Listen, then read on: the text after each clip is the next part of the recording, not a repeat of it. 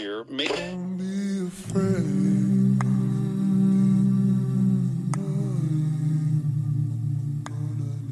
After the darkness is light.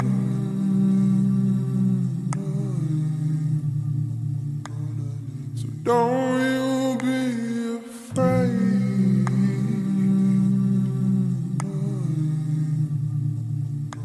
When it comes the long night.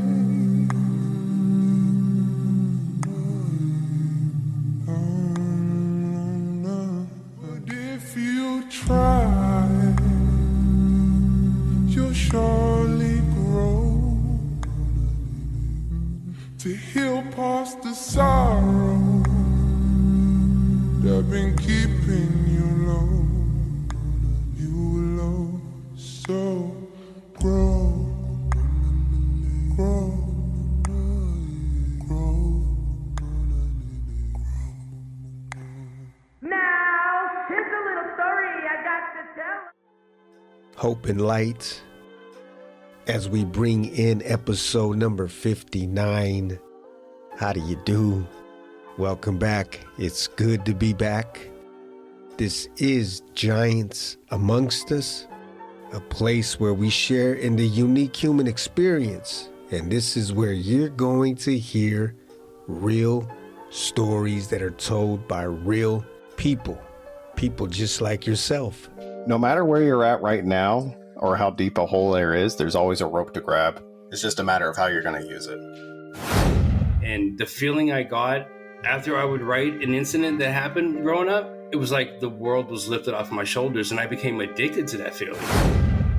The Jesuits will tell you, give me the boy from 1 to 7 and I'll show you the man. Well, the 1 to 7 for me was chaos, that ended with the death of my very dear brother.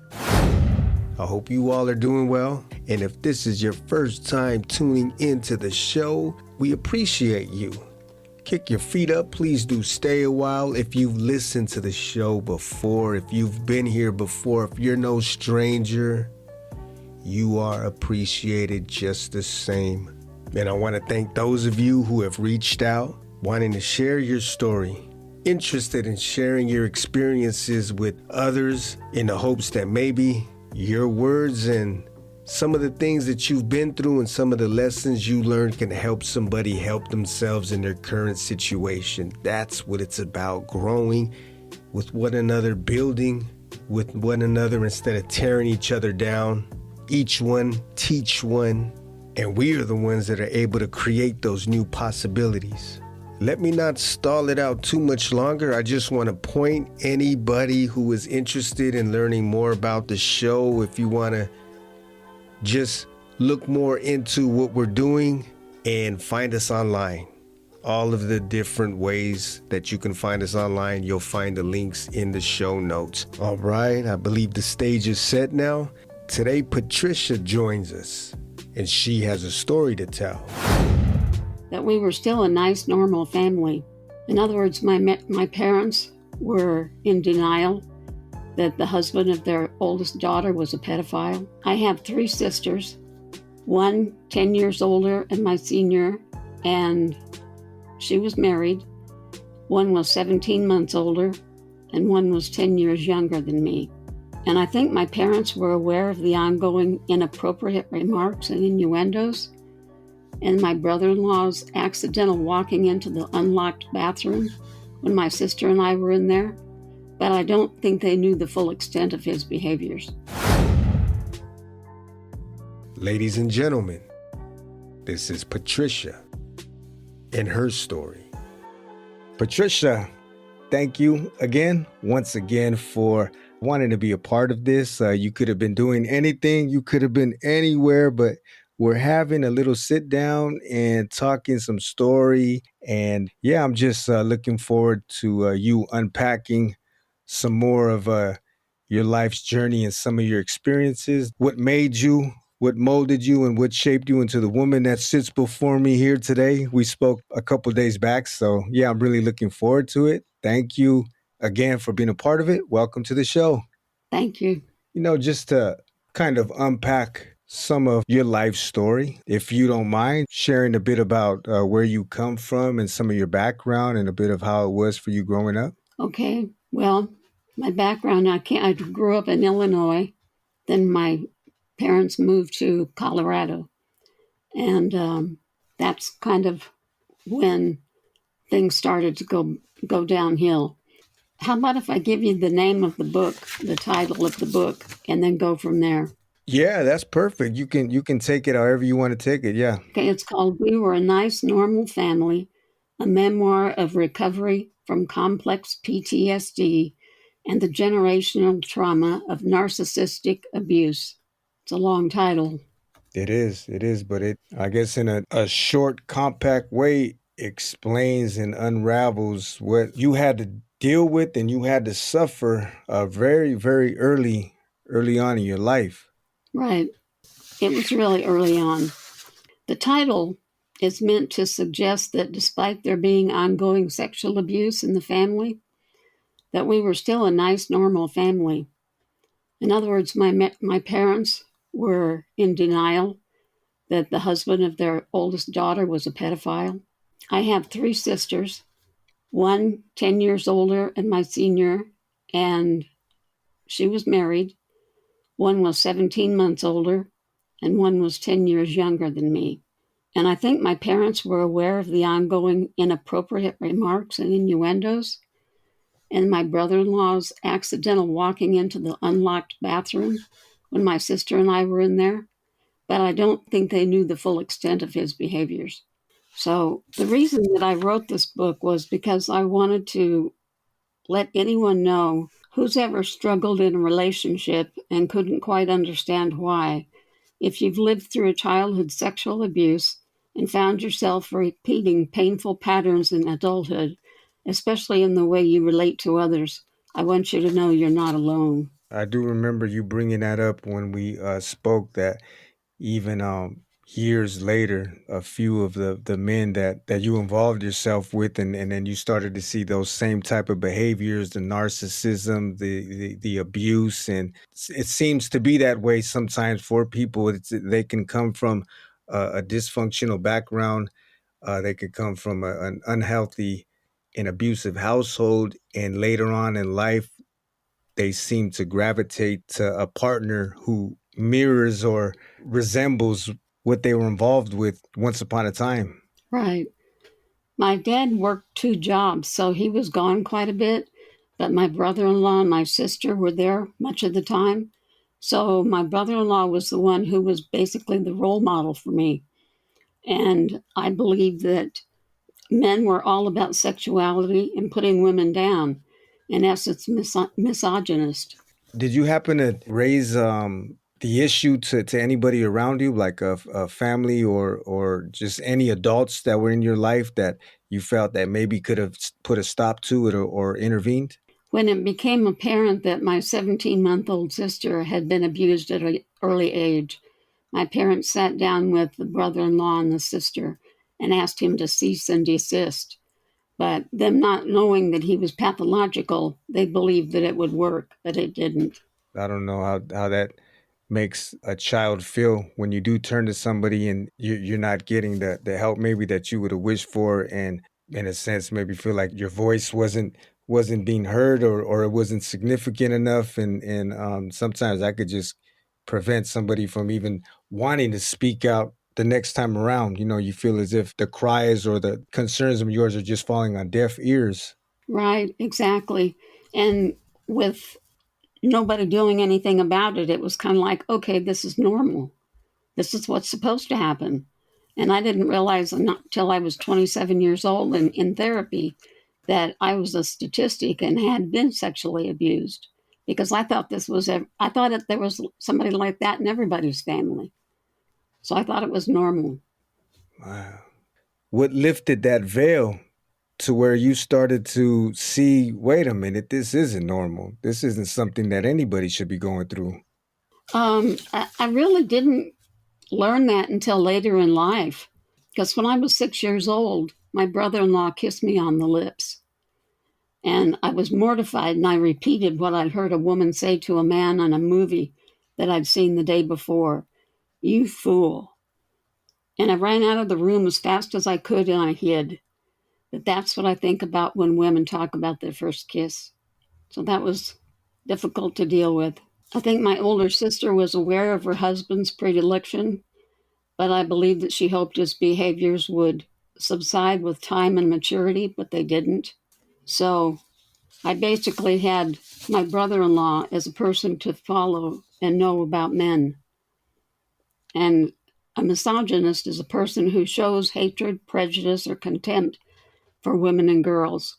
It can manifest as a belief that men are superior, a bias against women, or an aversion. They tend to belittle them. They use sexual slurs. They seek to control their behavior.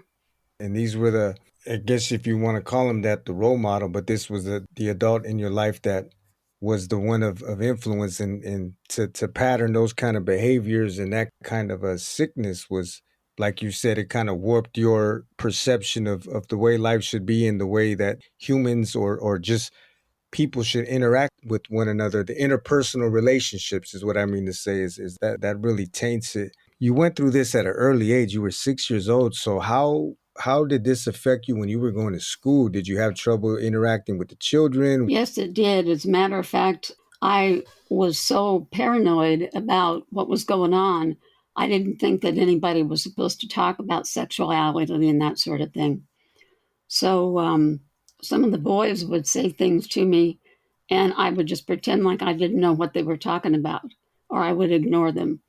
They would, make jokes about a bra strap that had broken loose or whatever, and somebody was lopsided. And I just ignored that. And they gave me a nickname of neuter. Mm. And I looked it up in the dictionary and I'm like, oh my gosh, that's really bad because that means that I don't have any sexuality at all. So I thought I was really different from everybody. Kind of feeling as the outcast or maybe ostracized from your peers in a way. Exactly. Yeah. There wasn't really anybody in your life that you could turn to, or you felt that you had the support to lean on and express what's going on, or just open yourself up to the reality that has been going on behind closed doors. So even later on in your adult years, this was something that you struggled with, and you said that it manifested itself into the relationships that you developed in your adult years with men, and some of the broken relationships because of that. Right. Because I was attracted to that type of men. I married a narcissistic person, and I was married to him for 11 years. Wow. And I finally left him, and I married another narcissistic person who was also a misogynist. And I left him after about 6 years. And then I met my third husband, who was normal. And he's not a narcissist and he's not a misogynist. And he was very good to me. So I was lucky that I met him. Third one was a charm. When you were dealing with, say, your first husband or your second husband, during any of those periods in your life, were you already seeking counseling or looking for some type of way to deal with the trauma and the abuse you had been through early on in life?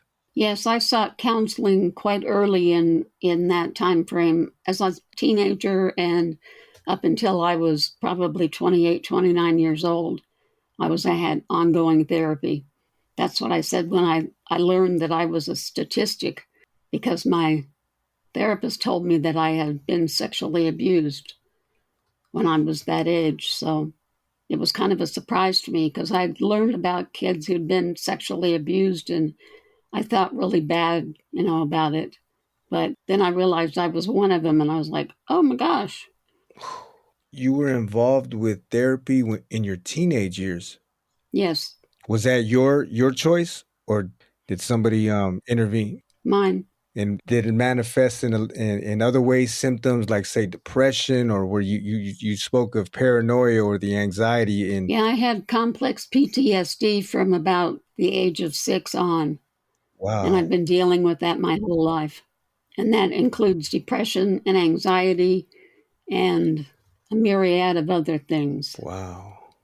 physical problems, all kinds of things. Wow, that's the deep wounds that someone can carry and how they can affect you just in a whole, from the physical to the mental to the emotional to psychological, just in so many different ways, and something that you said you're still to this day dealing with. And not to dismiss it, but after going through all of that and then you seeking the counseling, going through the counseling to try to make sense of it all, to try to heal yourself from some of these wounds, or you're not going to, by no means, you won't ever be able to forget it or rid yourself of it, but you can learn to live with it in a healthier way. And it seems that over the years you were able to get better with this. I also wanted to bring up, because it was an interesting part of your life, was the fact that you went back to school and you happened to get a couple of degrees and a doctorate later on in your life, and this was a career path that you embarked on for, it was, if I remember correctly, it was about 8 years or so, and it was crime forensic psychologist, or what exactly were you doing for those 8 or 9 years? It was forensic psychology. I had wanted to get an education early on, but I married my husband when I was really like only 18, and he didn't want me to go to school. He didn't want me to get an education. So I did the best I could in trying to take correspondence courses and things like that over a period of time. But he'd say, "Oh, we can't afford that. You can't do that." And that really wasn't the case. It was just because he didn't want me to. And then when I married my second husband, he was the same way, and he didn't want any education or anything like that, and he didn't want me to have any more education. So I did more correspondence courses and things like that. I finally ended up getting my bachelor's degree in 1986, and that was like a long time coming. So Yeah. then I met my current husband, and he was fine with wanting to get more education and everything. So I got a master's degree in human services counseling and one in clinical psychology. And then I went on to get the doctorate in clinical psychology. Good on you. It's never too late to get the party started, huh? Yeah, really. And on the count of, not to keep going back to it, but the things that you went through at an early age, so young in your life, and then to get involved in that line of work and to choose that career path, was it because of some of that past of yours that you feel nudged you in that direction to where this was something that you wanted to do? And I just like to know what your motivation or inspiration. Yeah, I basically identify with people who have been traumatized in that way. And I like helping them. Like helping them realize that it's not their fault. It's important that they realize that and begin to take steps to change things in their life to make themselves feel better, make their lives better. But yeah, that's why I was drawn to that, because I wondered why people did the things that they did. So that's why I ended up with the degrees that I had. And you've already, during this time, while you were working as a forensic crime psychologist, as you were working, you had already went through years of therapy and counseling. And so to be able to sit in front of these people who, now you're on the other end of it, you've been the abused and now you're dealing with the abuser. There's a lot of different crimes that they were involved with, and they're pretty harsh and horrific. To sit across from them or to deal with these cases, was that pretty hard? There's some things that can trigger you or just reopen up wounds, and to hear these experiences and to go through that, was that kind of tough to do in the beginning? Yeah, it was something that I had to kind of maintain, on it. I worked with rapists and murderers, arsonists, bank robbers, and I sat in a room with them across the table, and we had therapy. And trying to deal with some of the issues was difficult. I had one young man, not a young man, he was in his 40s, and all he wanted to do was mess with a 5-year-old. And he said that. And I was like, oh my gosh, that's really bad. You hear sometimes, and I just want to get your opinion on it. You hear sometimes some people say that everybody can be changed or be saved. And with the people that you dealt with, do you feel that way, or do you think there's some people that they're just so far gone that there's no helping them? I think there's some people that are so far gone, there's no helping them. There are certain ones that I had that I felt like they were too high on the sociopathy score. And they didn't have any ability to recognize anybody else's feelings. They were just inconsistently really void of any feelings of anything for anybody. They didn't understand how people felt and how they made people feel. You've looked evil in the face. How many years exactly? Was it 8 years? About 8 or 9 years.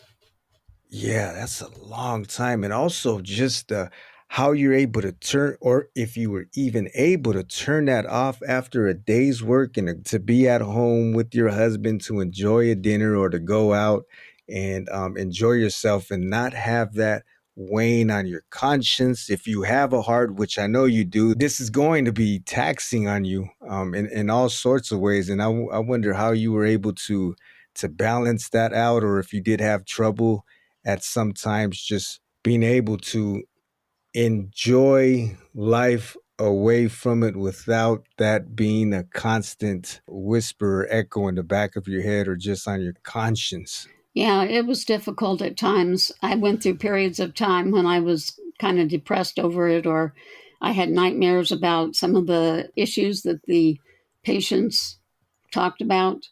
It was difficult at times, but for the most part, I got through it fairly well. My husband was very supportive, and that was great. Yeah, that's great to have. There was something else that I was always curious about, and this was what we spoke of earlier prior to this conversation, but the whole insanity plea. Right. I worked with not guilty by reason of insanity. Yeah, there you go. And you also had a lot of cases having to do with that? Yes, all my cases were not guilty by reason of insanity.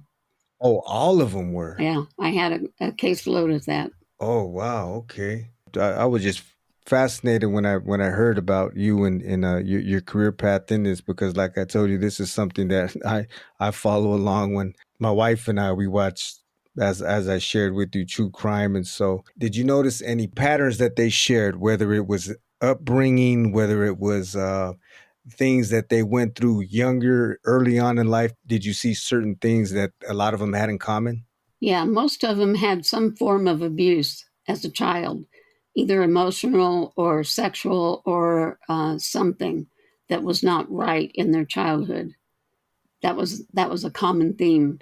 Did you happen to have any of them? You did say that there was a lot of them that you dealt with that there was no saving them. It seemed as if they were just too far gone. But was there any that you felt that there was a genuine change in their behavior and in their attitude? And yeah, there was a few that came around and kind of, they got on their medications and they were doing what they were supposed to be doing. And there wasn't a lot of them, though. There was a few of the ones that I worked with. A handful. You can't save them all, but you sure did do your part. What was the reason? Was there any reason in particular where you finally said, all right, I'm ready to just hang it up. Enough is enough? I was medically retired. How old were you again exactly when you went back to school to get your doctorate or to get your degrees? 54. Oh, yeah. When I went back to get the doctorate. There were a lot of students in the courses that I took who were a whole bunch younger than me, 20 years, some of them. And that was kind of difficult at times. Yeah. But it made it more interesting. Yeah. And you did it. 2 degrees, your doctorate. You went through your career, a crime forensic psychologist. That's one heavy load to carry. And it seemed like you carried it like a champ with the help of your husband, your loving husband who's by your side. Did you have anything in particular that started to nudge at you to want to write a memoir? Because you do have a memoir. You mentioned it in the very beginning and laid out the title, but was there any nudging in you in specific that made you want to write this, or how did that play out? Basically, my sister was really abused sexually abused by this brother-in-law, and I felt it was necessary for her to write this book and write this book for people who are in situations like that, and they don't recognize it, because I did not recognize for so long that I was in that type of a situation and that I was dealing with narcissists and misogynists. And I think there's a lot of people who are in relationships who don't recognize that they can do better. They can have a better life. And the perpetrator, this one who was a pathological pedophile. He there was nothing that was ever done with him. Correct? He was free this whole time. And Correct. He was never arrested. He was never nothing. He just continued to do this through his entire life, as far as I know. wow. Unreal. Sometimes the concerns or cries of the victims go unheard, and other times there's people who maybe see red flags, but they don't want to believe it. They turn a blind eye. The sad but true reality is that this seems to be so common. Somebody you know, somebody within your own family, a neighbor, a friend, or someone in your circle, my circle, and in everybody's circle who has either been violated in this way or maybe has someone that they know personally who is the violator, is the perpetrator. Right. The statistics are really amazing. There's one organization that I got some statistics from, the RAINN.org, and they come up with some stats that are just amazing. I've got that information in the book. All the statistical stuff about how many kids are abused and the whole thing. Yeah. You did mention before, anybody who is having to register as a sex offender, their information is public knowledge. So if anybody, I mean, what people can do is you can just make a quick search online and look at your area. And a lot of people that I know that have done that, like I said, I live in Germany. I don't know if we have that option or if there's something like that here. I'm pretty sure that there must be, but a lot of people that I know that said they've done that in the past, or they've done that just out of curiosity, and they've seen that right where they lived at, it just bleeped red everywhere. And some of them were near schools. I mentioned, I told you this before, some are near schools, and I always thought that was illegal. You're not supposed to be within a certain amount, a certain distance from a school, but for whatever reason, that's allowed. And some of these sex offenders are still near schools and near children. Yeah, it's really sad. I have a thing on my telephone by the local police department. They put out the information if somebody has moved into the area who's a sexual offender. They give them the name, his address, the whole bit, and say he's like 1.6 miles from your house. And there's a lot of them out there. It's pretty damn terrible. The sad truth of it is that it's so common, and you know firsthand of it. And you're writing this book was rehashing out a lot of the experiences that you had early on. And do you also mention, or do you talk about your later years, or is it more just about the early upbringing of yours? No, some of the later years, up until I was married the third time. Okay. And how was it for you again? With writing it, was it a bit re-traumatizing, or was it opening up some old wounds that you had to deal with once again, or how was that revisiting some of the past and memories that you may have forgotten, or you pretty much suppressed or blacked out for so long? I did have some difficulties through parts of it, and I was rather disturbed, and sometimes it just was too much for me. I'd sit down and write something for the day, and then I'd go to bed at night, and I'd wake up in the middle of the night having nightmares. It was pretty common, as a matter of fact, for me to do that. So it was challenging to put all this down, but I think it was therapeutic. I feel like it was a positive thing for me to do, and I think that other people would benefit from it as well. Therapy as writing, some form of releasing some of these these experiences and these traumas that we store in our body, and we store, our subconscious holds on to it, even if we don't. Sometimes you just completely, maybe just the simple fact of survival, you forget it, it's blacked out, it's just a thing of the past. But then sometimes later on in life, there's something that happens and it triggers a memory. You're like, wait a minute, this is, and you're recounting or revisiting something that may have happened that you completely forgot, but it's still there. Is your memoir complete, or you're just about wrapping it up and finalizing it? I'm finalizing it right now. I'm just putting in the last statistics and that sort of thing at the end of it. Okay, that's great to hear. And also the fact that years later you were able to find your wonderful, wonderful husband who seemed to be a big support with you going back to school, with you getting your doctorate, with you following your dreams and aspiring for more, and even your own healing and recovery. And you dealing with, to this day, while you said that the physical ailments that you deal with because of the things early on in your life, and also the PTSD. And I remember you brought up that you had a service dog. He's there to help you with, you mentioned when you have nightmares. Right. He's supposed to wake me up when I have a nightmare. Can you explain that or walk us through it?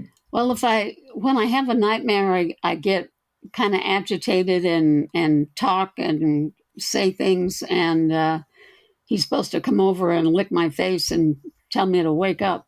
You know, it kind of pulls me out of it. His name is JP, short for John Paul. And is he getting better with it, or you said he still needs a little bit of training with the waking you up? He needs a little bit of training. My husband usually wakes me up first, and then the dog says, "Oh, okay." Is that your first service dog, or you've had one before? No, it's my first. How'd you find out about him? Was this also something that you were looking for? Maybe if you could find a little bit of help. When I found out I had PTSD, I decided that I needed a service dog to help me through the PTSD. And so I contacted an organization locally where they train me and the dog. And so we went to 1.5 years of training for 1.5 hours every week. And they trained him and they trained me to train him to be a service dog. And so he's a certified service dog. He's a golden doodle. JP, the golden doodle. That's half poodle and half golden retriever. When you first came in contact with him and you went through the training, was it something, did you already have a good connection with him? He's very, very energetic. So it's been challenging for me. And because of my age, I'm 74 years old. He'll pull really hard when you try to lead him. So I can't lead him unless he has a particular type of thing on his leash. Okay. So he's strong too. Really strong. He could pull me over in a heartbeat. Just when I heard what the service dog was there for and how they were able to do it, I was always curious, how does that work out? And when you told me with the nightmares, that was something where I was curious about. And it just makes sense that because dogs are real good, cats, they do the same. They can read somebody's body language. They can read your energy. They can tell when somebody is anxious or what to look out for. So it only makes sense that if he's paying attention and he's trained to do so, that, and he sees your movements or your gestures or your shaking or the talking, then he knows, or that's a cue for him to maybe act and do what he was trained to do. But you said he still needs a little bit of work in that area. Yeah, he needs a little bit of work in that area. Do you still deal with nightmares often? Maybe once a week. Wow. And that's the thing about it. You were so young. You were 6 years old. You're now 74, 75 years old. The things that people can do to somebody and the harm that it's not something that goes away overnight. This is something that somebody has to deal with for the rest of their life. We're talking years later. This is something that you still deal with.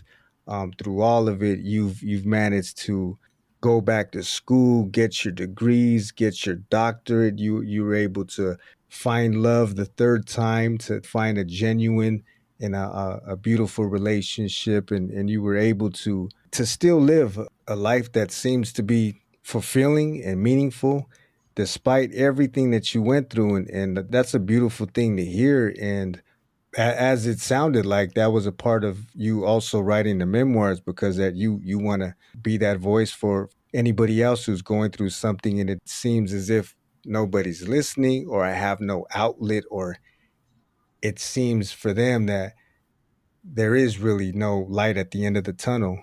Yeah. My life has been very fulfilling for me, especially after I met my third husband. And it's been good. I was very lucky. Yeah. Well, I'm sure you had your moments. You said there was depression.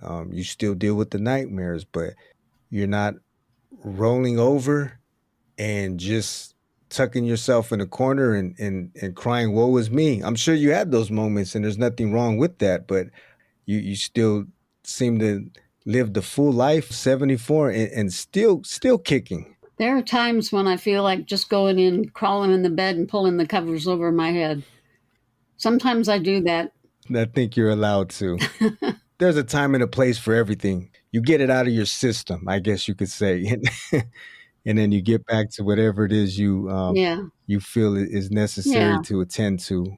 So how do you feel? You're retired now. How do you feel most of your days? You have any hobbies or things you enjoy doing? I was in the military, so I am a veteran. I participate in three different veteran organizations that are local. And we had a parade on the 1st of November where my husband and I dressed up as Martha and George Washington. And we were in the parade, and we sat on the back of this car, and we went through the whole thing. And then we found out that they gave us a most best theme for it. So we actually got a certificate. Okay, yeah. How about that? Yeah, pretty nice. And is this an annual parade that you have over there? Or? It was for 1776. They wanted to celebrate 1776. So they had a flyover of old planes, and all of us wore costumes from the colonial days. That's what it was about. Mm-hmm. Oh, wow. Okay. Yeah, not bad. And won the prize. Yeah, they were surprised. And is your husband also retired? Yes, he's retired Army. Yeah, that's right, because I do remember you said that there was a couple of years you spent in Germany. Did you say it was in Wiesbaden? In Bad Kreuznach. Okay. I wonder if that military base is still active. It might not be. I don't know. I don't think it is. I'm not sure. If I'm not mistaken, I think there's only one active military base still here. I know there was one near us in Darmstadt, and that one closed down in 2001, or it was right before or right after 9/11. So I can't put my exact finger on it, but that's interesting. So when you were in the military, did you get to see any other countries, or was it mainly Germany? No, just Germany. Well, when I lived in Germany, I went to France and Portugal and Spain and all the other countries around there, plus Sweden, which is my family comes from Sweden. So we went to visit family members. Oh, nice. Okay. This was all during how long were you in? We were there for 2 years in Germany. So you made the best of it. You've seen all these countries in 2 years. Yes. Were there any that the highlight where you said, "Oh yeah, this really touched my heart. This was the one right here." And any of them in particular? The Swedish visit was pretty good.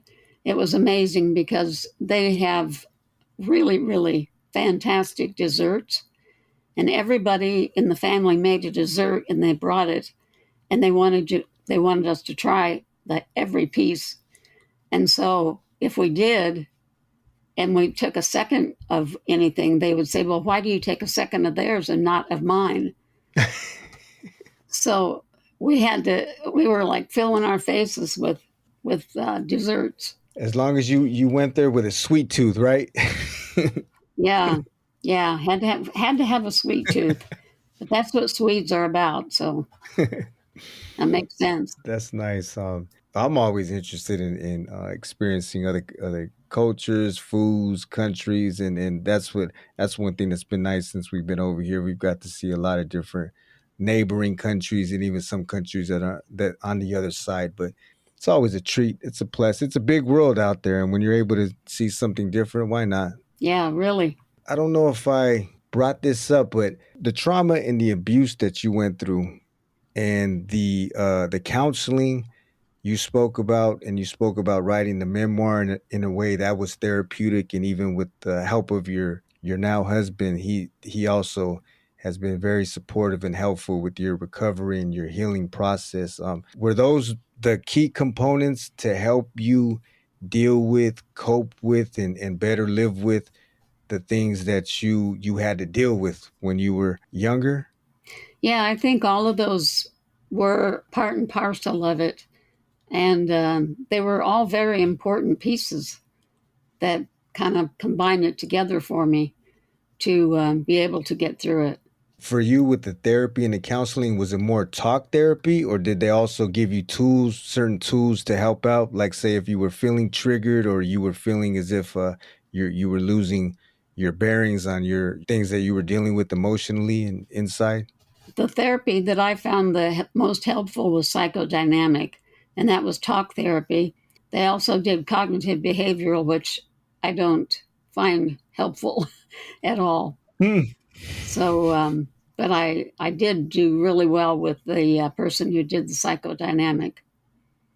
And he kind of brought it out to me. Okay, look, here's the situation. Here's what you were up against and what you thought you were supposed to do when you were that age. And that wasn't the case. So do you realize how that changes over time and how it's going to be different the way you treat other people and the way other people treat you? So it all kind of fell into place once he put it like that, because I was like, oh, okay. So you were able to see that later in your life or later in years, how it was affecting the way you were dealing with yourself, how you were dealing with other people, the interpersonal relationships that you were having and garnering in your life. And Exactly. Yeah. Because it changes the relationships that you have with everybody. the big part of it too is also the relationship that we have with ourselves, right? Whether it's the self-worth, or we're damaged, we feel as if we're insignificant, or we feel as if we have no self-esteem, or just everything to do with our inner talk, or how we feel about ourselves. And that's what I like to hear, and when I speak with people, because there's a lot of different things that help for them. There's some people that talk about, it seems a lot of people have found that writing has been very helpful for them, whether it's just to unpack and just release all of these thoughts or emotions and to put it on the page. Some people, they don't even plan on, I was told once that even if you don't want to do anything with it, but sometimes you write something and you can just burn it. You can just rip it and throw it away, but just to write it and just express yourself and just kind of release whatever it is that's inside of you, rather than bottling it up. That could be helpful, and that could be, in a sense, healing and cleansing. It's like you're purging yourself of these things that have been a part of you and plaguing you for so long. So I think writing is a huge tool for a lot of people, and it seems like it really has been a big tool in your life also. And you weren't journaling or anything prior to that, right? This was just something that. No, I just decided about a year ago that I was going to do it, and I started writing it. And then I looked at it and I thought, I might be able to make something of this. And I decided that I wanted to do it for other people.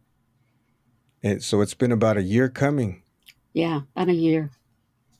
Okay, and we're gonna keep in touch. So when you do have this release date, when you do plan on publishing it, that is something that I'm going to include in the show notes. And you also have a website, correct? Or do you have Yes, I do. It's patriciagranell.com.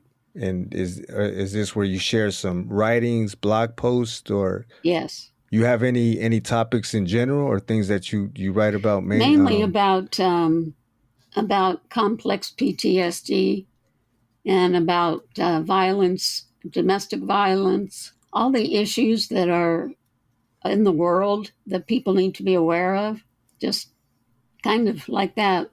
These parts of someone's life, your life, things that you went through, as terrible as it is, but it's always refreshing, and it's inspiring to hear how you were able to turn things around. You went through the fire, you went through those dark times, you were alone in the desert, but you came out, it seems, a stronger woman. You came out with an appreciation for life still. It didn't completely just suck the zest out of you. You're even later in your years, you still have something to wake up to, and you have a wonderful husband by your side. So this is all great to hear, that the life that you lived and the work that you did in the field, that you were putting your blood, sweat, and tears in. I mean, that's a heavy load, and dealing and seeing sickness sit right across from you, and considering everything that you went through as a child, but to deal with people that are the perpetrators, someone who is guilty, is doing some of the same things that were done to you. I mean, that's hard to deal with those cases from an unbiased, that, because that's hard to not look and see some of these people as the one who wronged you and the transgressor, and not to have some kind of grudge or bitterness or resentment or hate towards them. It takes a special kind of someone to be able to do that. So come a long way, really have. I want to thank you once again for being vulnerable and sharing some of your life story, in the hopes that maybe somebody that on the other line, they're listening to it, in the sad cases that is so common that some of these people are going through. But to be that light, to be that hope, to be that inspiration that things can in fact get better, and that people can make some changes and take control of their lives. And yeah, it's really great to be able to hear you talk about that, Patricia. And I want to thank you again for just coming on and sharing some of your life's journey with us. You're welcome. Thank you for having me. Again, thank you for inviting us into your home and into your space, and spending some time with us during this conversation with Patricia. These were difficult, intimate, and traumatic experiences, and Patricia, she chose to open up and talk about them in order that she can be some help or of service to anyone who has faced similar experiences in their own lives. You might even know someone personally who has been through something similar, because the hard truth is, there's so many others living with similar traumas. If Patricia's story resonated with you, if you know someone who might find value in her words and her experience, we were a nice, normal family. A memoir of recovery from C-PTSD and the trauma of narcissistic abuse is now available, and I've linked it in the show notes. You'll also find Patricia's website with loads of information, support, and personal insights to help others with their own journey through trauma and healing. And some of the things you'll find offered on Patricia's website is a free trauma self-evaluation guide, personal reflections and healing tools, as well as encouragement that meets you right where you are. Once again, Patricia, thank you so much for your words, for your compassionate heart, and the service you're involved with helping others. Blessings to you, your husband. Let's not forget about your service dog and the great work that you're involved in. You are a giant amongst us. And of course, a big thank you to those of you listening, however you're listening to the show, wherever you're listening from. Let us know how things are going with you. If you've experienced some certain changes, if you're appreciating and realizing some new milestones in your own life, doing things that you never thought you'd be able to do, or breaking habits that you for the longest have been tied and bound by. Small wins or big wins, these are things to be celebrated, to be acknowledged, and used as fuel to keep us pushing and moving in that better direction. And a little reminder before I head out, that the hometown and home base is giantsamongustus.org. There you can find all of the extra thoughts, all of the archives, the avenues in which you can get in contact with us, and this, that, and the other. And one more reminder is, don't forget to unplug from the nonsense, from the spectacle, and get outside, get with nature, get your hands in some soil, get your body moving and active and building and creating and moving or dancing, singing, playing, doing something that involves being, embracing your humanness in expression, in liberation, in complete freedom, unapologetically, because this is really what life is about. More than consumption, more than materialistic accumulation, more than stacking and holding and hoarding. It's about living. It's about being of service. It's about love. It's about truth. It's about honesty. It's about creativity. It's about emotional freedom and embracing the now, the moments, the experience of it all, the people around you, yourself, living and being. Don't let the show swallow you whole. We are co-creators in this. Remember that. We are not powerless. We are not flawed or incapable of doing great things. There's a giant within you. There's a giant within me. There's a giant that is within all of us. And in bringing it to a close, if you would like to be a part of the show and share your story, or maybe even the story of someone in your life that has impacted you in a positive way, you could always reach out to us via email. We'd be happy to connect. Until next time, and very soon, peace.